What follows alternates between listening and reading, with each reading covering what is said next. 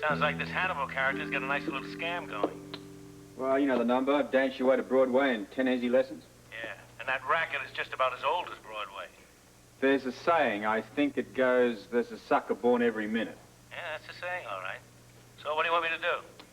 Well, there's only one thing we can do. Send in an undercover person, probably one that can dance.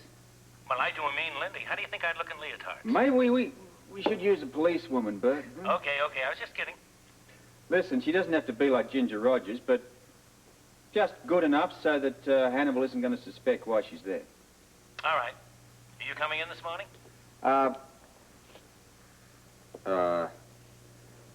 Well, I've got something else to do. I'll be in later on this afternoon.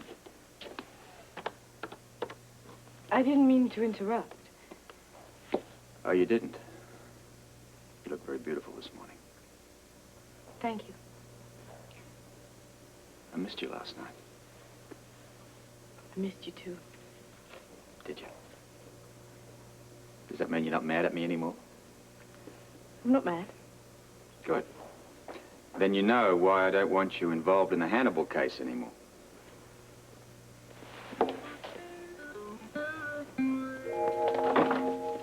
Good morning.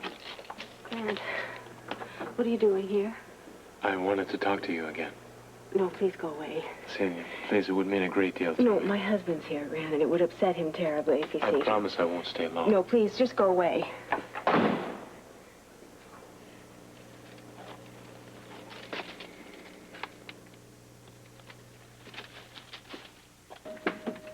Who was that? Oh, no one. It was just a door-to-door salesman. I sent him away. I'll get you some coffee.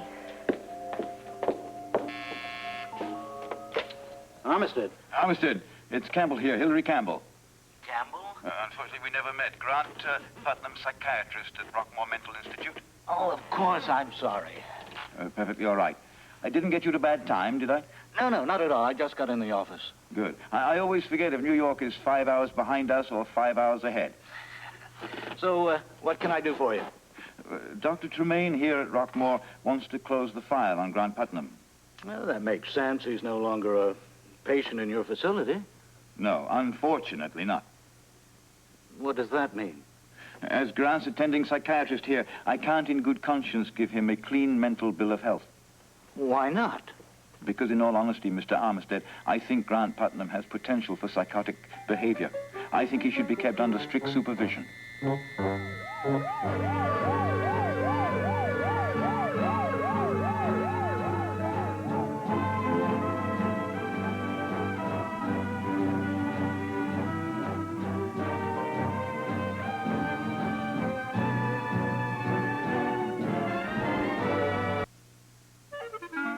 You can't be serious. I couldn't be more serious. Grant Putnam should never have been released from this hospital. Are you sure we're talking about the same Grant Putnam? I know what you're going to say, Mr. Amisted. He seems perfectly fine to you. He does. That's the part that bothers me. You see, as I said, he has potential for psychotic behavior. Meaning what? Meaning, quite simply, he could blow up at any time. Now, what brings you to that astonishing conclusion? I worked very closely here with Grant Putnam. He had certain abnormal reactions to very normal situations. Such as? Well, for example, snow. He became very agitated at the sight of snow or even mention of the word snow. There's a very simple explanation for that. I mean, Grant's brother Ian died in a skiing accident. When did this happen? Oh, it's several years ago. Ian was 13. Grant would have been 14. Do you have any details of the accident? No, Grant has never been able to talk about it. I see. It's a normal reaction to a very traumatic event. His reaction was far from normal, Mr. Amisted. In fact, it bordered on real violence. Well, perhaps he didn't care for your implying that he was crazy either. Mr. Amisted, I don't believe I have to tell you. I have a great deal of experience dealing with emotionally disturbed people. I have treated this sort of form of psychosis before. Maybe you've been treating it too often. You're seeing it everywhere. No, I really do believe Grant needs help. Look, if that's true, why did the other doctors okay Grant's release? Well, that's a bone of contention between us. Unfortunately, I wasn't present when he was released. We don't agree on his case. Then they think he's fine. No, you see, they didn't work as closely with Grant as I did. They believe that... Oh, please, Dr. Campbell, let's leave it at that. Now, I assure you that when Grant left for Port Charles... Port Charles? Isn't that where all the spy business took place? Yes. Oh, he shouldn't be there. I strongly advise you get him away from there as soon as possible and into the hands of a good therapist. Why are you so adamant about this? I am trying to avert a disaster. Please take my word for it.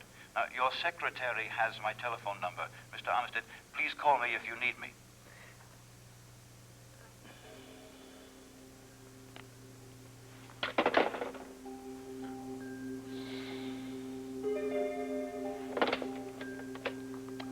Marion, clear my schedule for tomorrow afternoon. After I'm through in court, I want to fly up to Port Charles.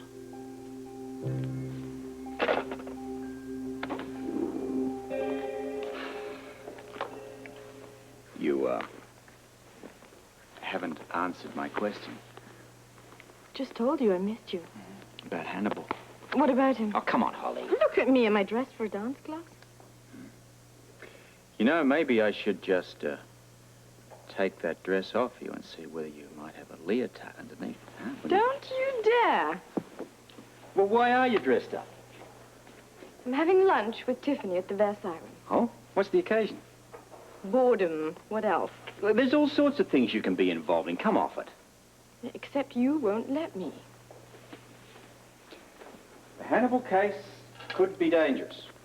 I know. Then why have you got that gleam in your eye? Excitement always does that to me. Other than my presence, you have no other reason in the world to be excited. Now, remember, you're off the case. Holly, I want to hear it with my own two ears. You will entertain no further involvement in this Hannibal business. Agreed? Agreed. Good. Was there anything else? Don't ever lock me out of our bedroom again. I won't. Takes me back to the old days when we first started to live together. When I'd go into my room every night and you'd go into yours? Used to drive me crazy. I shouldn't have got mad last night. I was just so frustrated. So was I. I mean, about my life. Look, I'm sorry, you know, I mean, what would you like? What can we do? I'd like just more than dinners at the Versailles Room and coffee in the morning. More like what? Give me a hint. A little more spice. What look at Laura have? You know, adventure. They're probably in trouble as we speak. Oh, I bet they're having a ball, seeing new places, meeting lots of new people. I did all that with the WSB. Don't you miss it? Bad company, bad food, bad accommodations. No, I don't think so. I know very well it's more exciting than that. All right. I'll become a WSB agent again. Mind you, I can't take you with me. I never thought about that. In any case, I have more than enough to keep me occupied right here in Port Charles. What about me? Port Charles isn't exactly the adventure capital of the world, you know. Well, you can go to New York and do a bit of shopping, Oh, not shopping. Please, no. Hello? Holly, it's Celia. Could you have lunch with me today? Of course. I'm meeting Tiffany at the Versailles Room in 45 minutes. Why don't you join us? Well, I don't feel very sociable. I just wanted to talk to you. I see. Well, if you like, you could meet me there in half an hour, and we could talk a little before Tiffany gets there. Thanks, Holly. Oh, and congratulations. I see in the paper that article and the picture of you was coming out.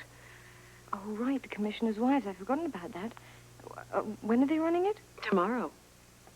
Oh, no. Listen, Celia, I have to go. I'll see you at the Versailles Room. Okay. Something wrong? Do you remember that interview I did for the Herald? Vaguely. Well, they're running it tomorrow, along with a photograph. Is that something to be distressed about? If Hannibal sees it, it's going to blow my cover. There's nothing to blow, darling. You're off the case, remember? Oh, right.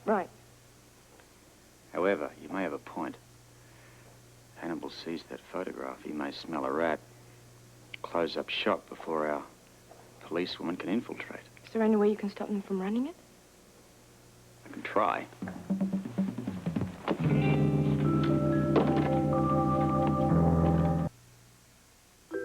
Well, I'm off for another fun-filled day at the construction site. Fortunately, we don't have to get there until late today. You see something interesting? What? You're staring rather intently out that window.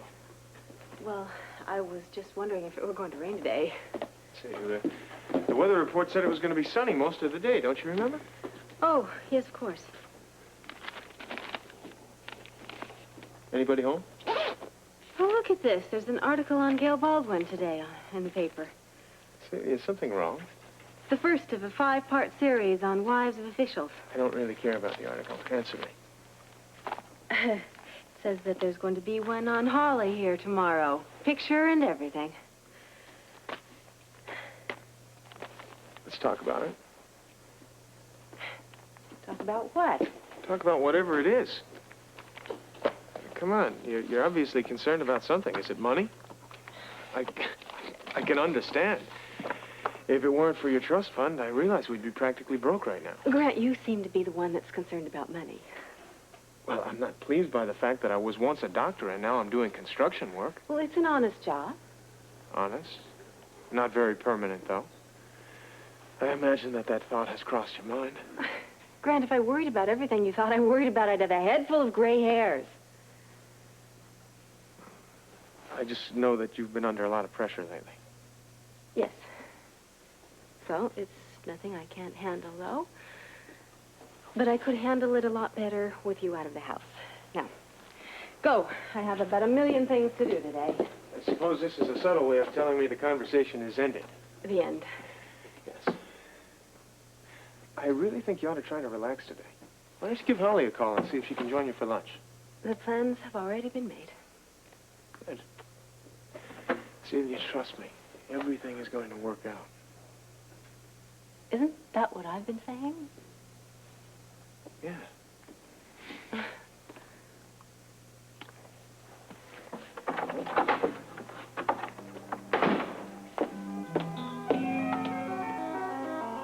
Table for 2 for a late lunch? Yeah. No, it's on the paper's account. No, one of my reporters and a guest, yeah. Thanks a lot. Well, so what do I owe this honor, Commissioner? Well, I need a favor. What a shame. Fresh out. Always a pleasure to see you, Miss Templeton. Sorry, I can't say the same. Ian, would you mind taking a look at these proofs for me? Sure. Look, this is only going to take a minute. Peddle your tickets to the policeman's ball someplace else, Scorpio. Just a second, will you, Jackie? What is it you want, Commissioner? Well, it's about a series of articles that you're running on officials' wives. That's Jackie's department. I'm afraid you're going to have to talk to her about that. And I'm busy. Permanently. Please, look, this is important. Oh, my goodness. It's important. Wait while I drop everything. Look, you're running an article tomorrow on my wife, together with a photo. What about it? Look, I'd like you to refrain from printing the photograph. Oh, are you embarrassed that someone might recognize her as the queen of the oil scam? That is not the reason. Oh, I know what it is. I've got it. The picture isn't glamorous enough. Ian, what did I tell you? We should have gotten that fashion photographer in there, shot them at the house. Look, cut it out, will you? No, you cut it out. Who do you think you are coming in here telling me what I can print and what I can't? I'm not telling you anything. I'm simply asking you. The answer's no. But it's impossible to deal with you. Can we talk alone? He told you. The article is my department. Look, I wouldn't ask this if it wasn't vital. Leave us alone, Jackie. No, wait a minute, Ian. Might be a story here, Jackie. Send the woman out and you guys make a deal. Real low. Boy, how do you deal with that? I don't. She likes me. So, Commissioner, convince me, huh? Well, it is a rather sensitive issue. In other words, I don't get any of the details, huh? I can't tell you. It is official police business. And if you go ahead and print that photo, You may well endanger my wife together with one of my policewomen. I see, but the article's okay? Article's fine. I'd just like you to hold the photo. I got no problem with that. Picture's out. Terrific. You got So, it. as long as I get first shot. Oh. Story, huh? That's yours. Thank you.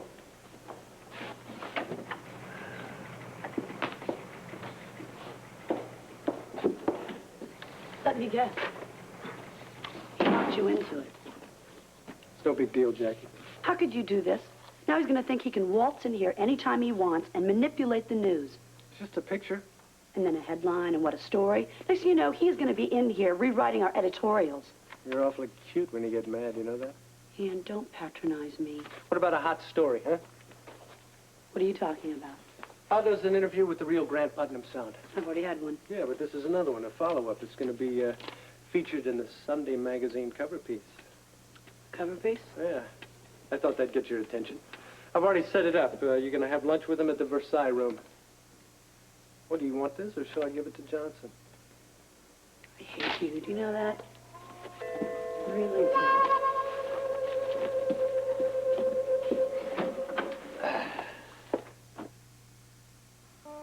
Problem for me stopping by. Was there any trouble over at the construction site? No, not at all. Matter of fact, it was a slow day. You know, I've been meaning to stop by for a while since we both work at the waterfront. I thought we ought to keep in touch. Yeah, how's the work going? Oh, coffee, please. The same. Too many needy people, not enough money and time. Have you seen Carla? The other day, she's doing fine. She said to say hi. So she is doing well? Very well. I managed to juggle some money and get her into that therapy program over at Mercy. You know, Brian, one of these days, you and I are going to be watching that girl in the Olympics. No small thanks to you. I only wish that it were I supervising her therapy as well. Well, you know, Mrs. Harris is in that senior citizens home. You got her in? Oh, that's great. You know, that room that she was living in was an abomination. And she would still be there if you hadn't helped her with the paperwork. Brian, I enjoyed helping those people. You were good at it. It's a crime we couldn't keep you on. I only left because I had to. You miss being a doctor, don't you? Yeah, I do. The money wasn't bad either. It must be hard adjusting. Well, if it were just me, it'd be a great deal easier. But I've got Celia to think about as well. And she is not used to scrimping for pennies. You're managing to make through, though. Yeah. Construction's doing fine. As long as I don't have to do it for the rest of my life. That sounds like me when Claudia suggested that I take over her father's business. Settling insurance, wasn't it? Mm-hmm. Can you picture that? No. No, not for you. So, once again, the money's not too bad. Yeah, but it wouldn't be what I wanted to do, and I still can't get Claudia to understand that. Do you mind if I ask you a personal question? Sure. How do you handle your wife having more money than you? Badly. I know the feeling. You know, now that I'm not making very much, we've had to turn to Celia's trust fund. I really hate having to do that. I guess we both suffer from our fair share of pride. Yeah, but at least you can take pride in the work that you do. It's ironic, really. What's that? The fact that you have problems that stem from you're doing the work that you love.